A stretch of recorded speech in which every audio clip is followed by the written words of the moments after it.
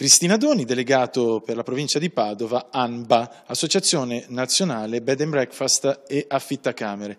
Com'è il settore e soprattutto nuovo giro di vita per quanto riguarda il Consiglio regionale che vuole monitorare questo settore?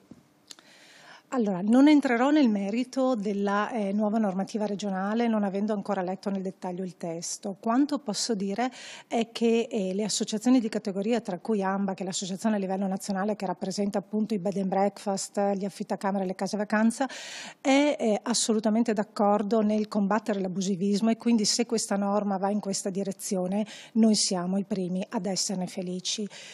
Ciò che bisogna sottolineare è che il mondo turistico extraalberghiero è in forte espansione e quindi è naturale che quando un settore si espande così velocemente ci possano essere dei casi di non corretta legalità. Siamo noi però, come dicevo, i primi a voler combattere questo fenomeno.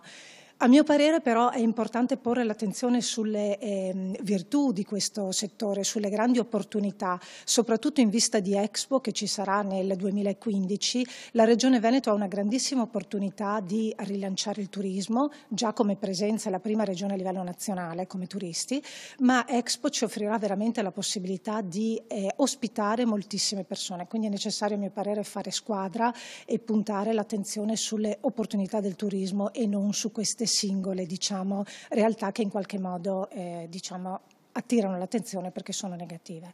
Con tassa di soggiorno anche recuperata per quanto riguarda i comuni. Certo, allora è importante sottolineare come la tassa di soggiorno già esiste, quindi gli affittacamere e le strutture regolari la tassa di soggiorno anche nel comune di Padova la pagavano già.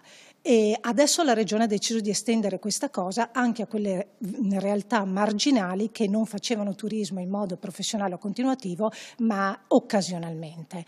E a mio parere è importantissimo però fare squadra, capire che questo settore è veramente importante per la bilancia dei pagamenti, contribuisce al PIL di questo Paese e soprattutto ciò che contraddistingue questo tipo di strutture è l'accoglienza, la qualità dell'accoglienza.